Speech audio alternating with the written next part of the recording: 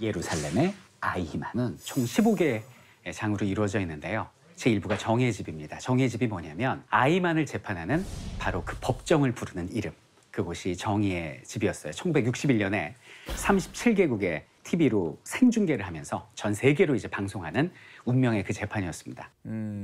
당시 유대인들은 어떤 심정이었을까 저는 쉽게 동감이 듭니다. 아마 그들이 이런 생각을 했을 거예요. 나치의 잔악성도 알리고 그리고 우리 유대인들은 끝까지 찾아서 전범을 처단한다는 의지도 보이는 그런 재판이었어요. 그런데 문제는 뭐냐면 이 재판이 쇼가 돼서는 안 되겠죠. 이 재판이라는 건 공정하게 이 사람의 얘기를 들어보고 거기에 대해서 죄가 있으면 처벌하고 죄가 없으면 처벌하지 않는 게 재판인데 이거는 결정이 난 재판이 되면 안 되잖아요. 그래서 거기 오시는 이제 판사 세 분도 최대한 공정하게 재판을 진행하려는 마음가짐을 가지고 시작을 했다고 합니다. 전현무 씨가 볼 때 아이히만이 어떻게 생겼을 것 같으세요? 마음속으로 떠오르는 이미지. 분명히 뭐 의도하는 또 질문에 의도가 있겠지만 아니 그냥 순수하게 가보시죠. 이번만. 저 정말 그냥 옆집 아저씨 같이 생겼을 것 같아요. 현무 씨는 지금 악의 평범성을 들었고 여러 가지 이야기를 들었으니까 이런 상상을 할 수 있었는데 그 당시에 그 이스라엘에 있는 유대인을 비롯해서 전 세계 모든 사람들은 그렇게 생각하지 않았어요. 굉장히 험악한 얼굴, 그 헐리우드 영화에 나오는 전형적인 악인 조커의 모습, 그리고 공판에 나오면 보통 죄인들이 그렇잖아요. 죽을 때 되면 막 무릎 꿇고 막 엉엉 울고 살려주세요, 막 비굴한 모습 보이고 다들 그렇게 생각했는데 완전한 반전이 일어납니다. 모든 것이. 뭐요? 그래서 이 재판이 유명해지는데요.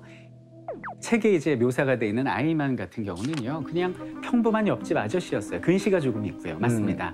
치열이 고르지 못하고 평범한 체구의 소유자였다라는 거예요. 일단 아이히만이 15개 항목으로 기소가 돼요, 이 사람이. 뭐 살인죄도 당연히 있을 테고 나치에 협력한 죄도 있을 테고 15개 항목이거든요. 근데 여기서 아이히만이 뭐라고 그러냐면 이렇게 얘기를 합니다. 나는 무죄입니다. 나는 죄가 없어요라고 얘기를 해요. 심지어 자신의 변호사의 입을 빌려서 뭐라고 그러냐면 신 앞에서는 내가 죄가 있을지 모르나 법 앞에서는 나는 죄가 없습니다. 라고 이야기를 해요. You are accused before this court. According to the indictment, which includes 15 counts, you admit the first count brought against you. Im Sinne der Anklage nicht schuldig. 그 논지가 뭐냐면 이거예요. 나는 나치 독일의 군인 공무원이었습니다. 행정직을 맡았고 거기는 유대인들을 수송하는 역할을 맡았어요. 상부에서 시키는 일을 했을 뿐입니다. 그것은 우리나라에선 합법이었어요. 내가 만약에 그 일을 당신들이 바라는 것처럼 게을리했다면 그건 불법이고 죄겠죠. 배임이에요. 그런데 내 나라에서 인정한 합법적인 범죄에 내가 따른 것이 무엇이 죄가 됩니까? 전쟁터에서 상대 적군과 전쟁 중에 내가 총으로 쏴서 죽였어. 그게 살인죄입니까? 나는 죄가 없습니다. 라는 논지를 피는 거예요. 그러니까 이제 사람들이 딱 경악을 한 거예요. 이거 완전 미친놈 아니냐 이거. 어디 저런 얘기를 하냐. 정신 감정해주세요. 전문가가 정신분석학자가 6명이 붙어 상담해. 감정을 해. 근데 그 결과가 충격적입니다. 첫 번째 정신 감정한 전문가는 뭐라고 그러냐면 이 사람의 정신은 지금 내 정신보다 훨씬 더 정상이다. 정신분석학자 B가 갑니다. 이런 사람은 좋은 이웃이고 좋은 아버지고 좋은 남편일 수 있는 사람. 심지어는 성직자도 상담을 해요. 성직자는 뭐라 그러냐? 상당히 긍정적인 사고를 가지고 있는 사람이다. 이렇게 얘기를 한 거예요. 그러니까 사람들은 완전히 다 쓰러져 버린 거죠. 자, 그래서 아이히만은 총 33번의 재판을 거치게 되는데 아이히만이 어떻게 해서 이 자리까지 오게 됐는지 그리고 그가 했던 행위들은 어떻게 진행됐고 우리 같은 평범한 인간이 어떻게 악마의 모습으로 자연스럽게 녹아들어가는지가 책 중후반부에 쭉 나열이 되고 있어요. 이쯤에서 아이히만의 생애를 한번 되짚어보도록 하겠습니다. 아이히만이 원래 뭐 했던 사람일 것 같으세요, 현무 씨? 원래 직업, 군인 공무원 이전에. 글쎄요. 그냥 뭐 길 가는 뭐 김철수 씨 뭐 하는 사람이냐고 물어보는 것처럼. 맞아요. 딱 그거였어요. 네? 평범한 노동자. 광산에서 일했어요. 정답이네. 네. 정답이네. 네. 맞았잖아. 자기가 정답이래. 평범한 노동자. 예. 광산에서 노동하다가 그다음에 외판원합니다. 우리 흔히 볼 수 있는 세일즈맨, 뭐 설계사 이런 분들 있잖아요. 그런 직업이에요. 노동자의 외판원하는 사람이에요. 그러다 이 사람이 나치당에 가입을 해요. 근데 가입하는 그 과정도 히틀러를 내가 찬양하고 그에게 동감하고 내가 같은 비전이 있고 뭐 전체주의를 위하여 이런 거 아무것도 없어요. 나치당에 왜 가입했냐면 먹고 살려고. 그 친구가 우리 나치당에 가입할까? 월급 잘 줘? 그래? 이러면서 가입한 거예요. 그래서 처음엔 두각을 나타내지 못하다가 이 사람이 언제 두각을 나타내냐면 히틀러가 처음부터 유대인 막 죽였을 것 같아요? 아니, 그 사람은 단계적으로 유대인을 옥죄어 갑니다. 히틀러가 어떻게 유대인을 괴롭혔느냐? 일단 나치가 정권을 잡은 1933년부터 시작이 되는데 그때 유대인을 2급 시민으로 강등을 시켜요. 유대인은 일반 대학에 진학할 수도 졸업할 수도 없고 공직자가 될 수도 없고 돼 있는 사람은 이미 축출, 일반 직장에 다닐 수도 없는 완전히 차별의 2급 시민으로 만든 게 1933년. 그리고 1935년 그때 독일 국민은 히틀러를 세계 최고의 위대한 지도자라고 불렀을 때인데 그때 프랑크푸르트 남쪽에 있는 뉘렌베르크라는 도시에서 전당대회가 열려요. 나치 전당대회. 거기서 히틀러가 통과시킨 법이 뉘렌베르크법인데 이건 뭐냐? 독일인과 유대인의 결혼 금지, 성관계 금지법이에요. 그 이유가 뭐냐면 히틀러와 유대인은 오염 그 자체야. 그 오염된 생명체야. 근데 우리 독일인과 관계를 해서 아이가 태어나면 오염된 아이가 태어날 텐데 이거는 지구가 오염되는 행위이니 그런 일을 막아야겠다는 거고 만약에 전현무가 독일인인데 유대인 여성과 사귀었다? 당신 노동형이. 그게 뉘렌베르크법. 그리고 1938년이 되면서 전 지역 그 유럽에 있는 유대인 상점 7,500개의 유리창이 다 깨져버립니다. 하룻밤 사이에. 그래서 그날을 유리의 밤, 수정의 밤, 크리스탈 나흐트라고 불러요.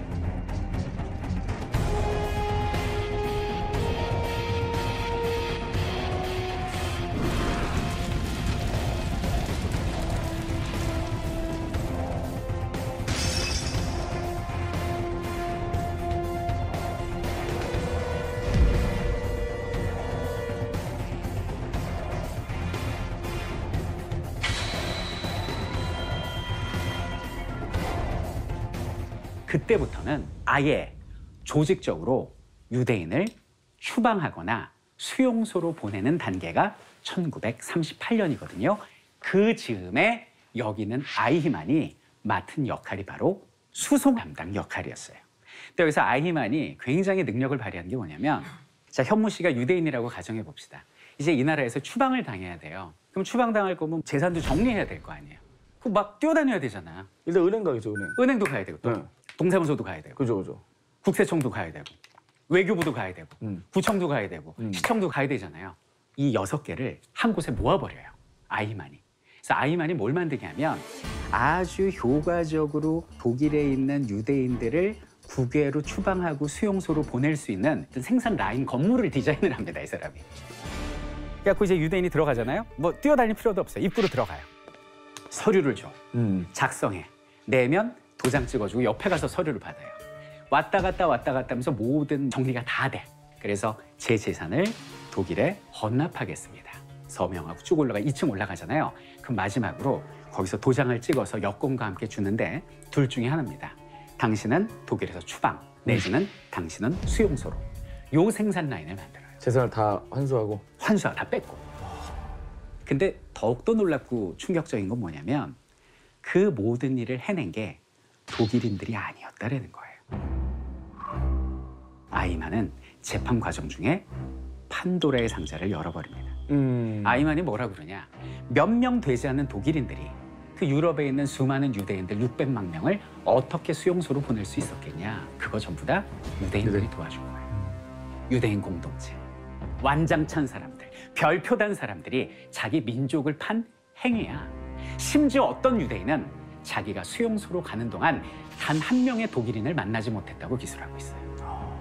유대인이 유대인을 죽음의 가스실로 보냈다라는 거예요. 이러니까 이 책이 더 세상이 뒤집어질 일이 된 거지.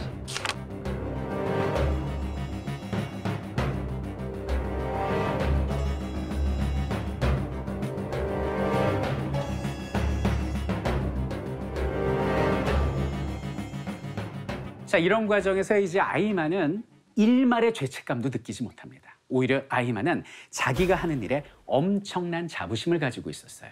이유는 뭐냐?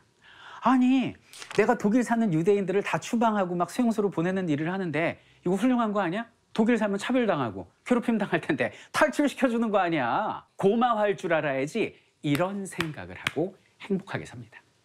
그러다가 여기 있는 아이만이 정신적으로 동요하는 시기가 와요. 이제 39년이 되면서 히틀러의 계획이 바뀌어요. 원래는요, 나치가 유대인을 처음부터 죽이는 게 아니라 수용을 하려고 그랬어요. 그래서 아프리카에 가면 그 마다가스카르라는 그 프랑스령 섬이 있는데 거기에 수백만 명을 다 가둬놓으려고 그랬거든요. 그 책임자가 또 아이히만이었어요. 근데 문제는 생각을 해봐요. 한두 명도 아니고 수백만 명을 거기로 이송하는, 그리고 거주시켜. 그 행정, 과정, 예산, 이게 너무 막대한 거예요. 그래서 나치는 계획을 바꾸게 됩니다. 수용, 무가치, 최종적 해결 방안, 절멸. 가장 빨리 가능한 많이 태워 없앤다. 홀로코스트예요.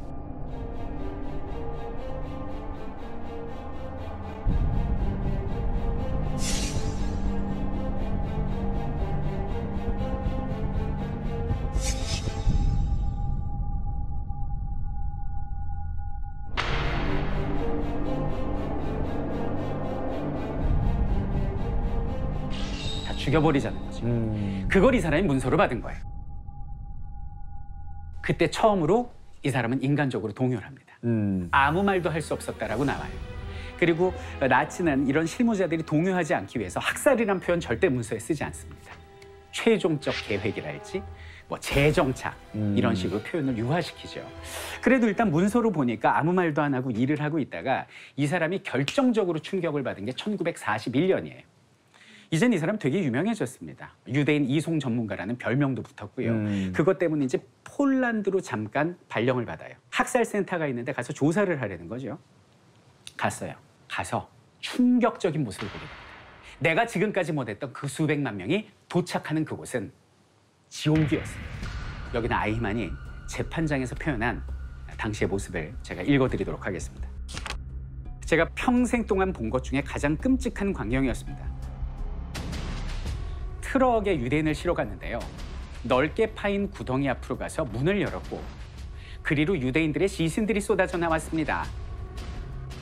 마치 그들이 살아있는 것처럼 사진은 아주 유연했습니다. 그들은 구덩이 속으로 던져졌고 한 민간인이 치과용 집게를 가지고 이빨을 뽑는 것은 볼 수 있었습니다. 총살로도 유대인을 학살을 하는데요. 끔찍한 광경을 봤습니다. 구덩이가 거기 있었는데 시체가 가득 차 있었습니다.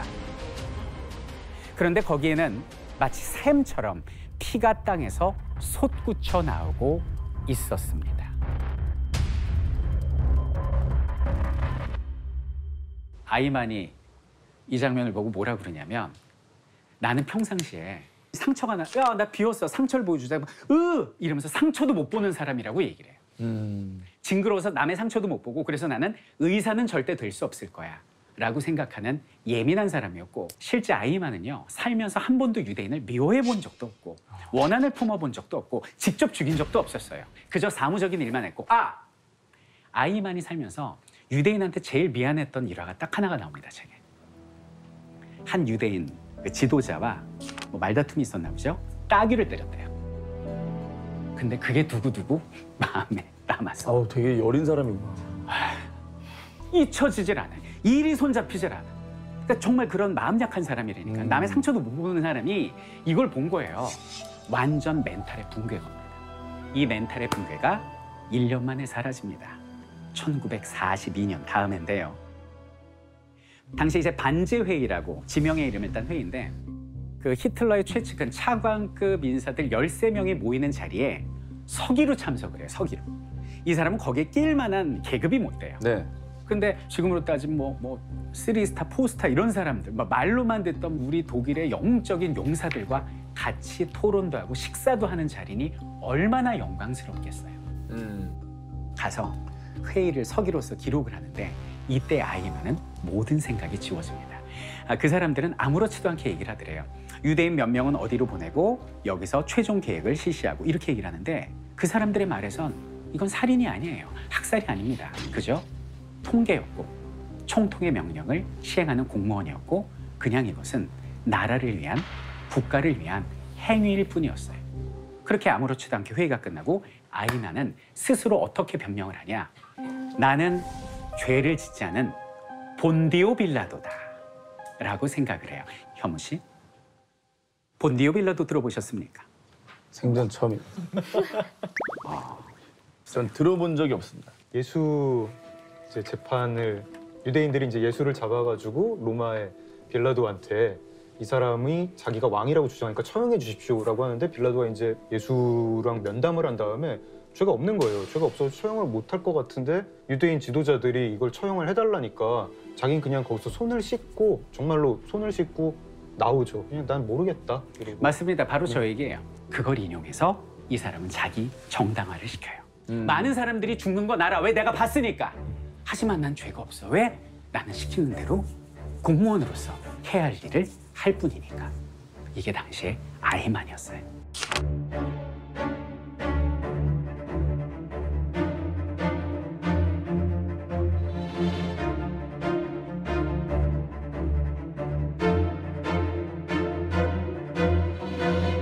이런 상황에서 44년쯤 되면서 국가가 기울게 됩니다. 패전에 폐색이 짙어지죠. 그때 아이미만이 이렇게 얘기를 했대요. 만약에 우리가 전쟁에서 지면 나는 웃으면서 무덤에 뛰어 들어갈 거야 라고 이야기를 합니다. 그리고 세상이 보는 앞에서 나는 교수대에 묶일 거야 라고 얘기를 해요. 근데 실제로 패전했고 15년간 도망 다니다가 붙잡혀왔어요. 붙잡힐 때도요. 모사드가 가서 팍 납치한 다음에 귀에다 대고 속삭였대요. 너 이름이 뭐야? 그 보통 뭐라고 그러겠어요? 뭐 이럴 거 아니에요.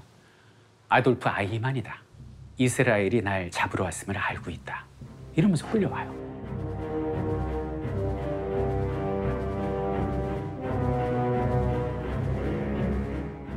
What is your name? My name is Adolf Eichmann. 지금 일단 아이만 얘기를 들어봤죠. 네. 일생을 봤죠. 아이만은 죄가 있습니까? 없습니까? 전 죄가 있다고 생각합니다. 이유는? 뭐 그 당시 이제 상황 논리로는 이해가 가지만 우리가 그런 식으로 따지면은 친일파들 다 이해하고 넘어가야 됩니까? 아니잖아요. 친일파들도 그때 법에 따라서 자기 살려고 한 거잖아요. 하지만 지금 우리가 모든 역사를 정리하는 과정에서는 분명히 죄가 있으므로 거기에 대한 책임을 져야 된다. 처형! 동감입니다. 동감. 네. 저도 동감합니다. 판사들도 그런 결정을 내려요. 15개 제목, 전원 유효. 어찌 보면 아이만은 그 정의의 집이라는 그곳에 들어올 때부터 사형이 결정되어 있었는지도 몰라요. 책에서는 이제 아이만의 마지막을 상세하게 기술하고 있는데요. 아이만이 이제 교수대에 매달려서 교수행에 처해져 죽는데 죽기 전에 뭐 이렇게 얘기를 해요. 뭐 마지막으로 원하는 게 있는가 그랬더니 포도주나 좀 주시오. 포도주를 갖다 줬더니 한 반을 마시더래요. 벌컥벌컥 마시고 딱 내려놓고 그리고 이제 손발이 묶여서 교수대로 가는데 이렇게 얘기를 해요. 헐겁게 묶어주세요. 나 매달릴 때 똑바로 꼿꼿이 서야 되니까. 검은 두건을 씌워드릴까요? 나한테는 그런 거 필요 없습니다. 라고 얘기하고 꼿꼿이 걸어가서 거기서 매달려서 그는 교수형에 처해져서 결국 죽게 됩니다.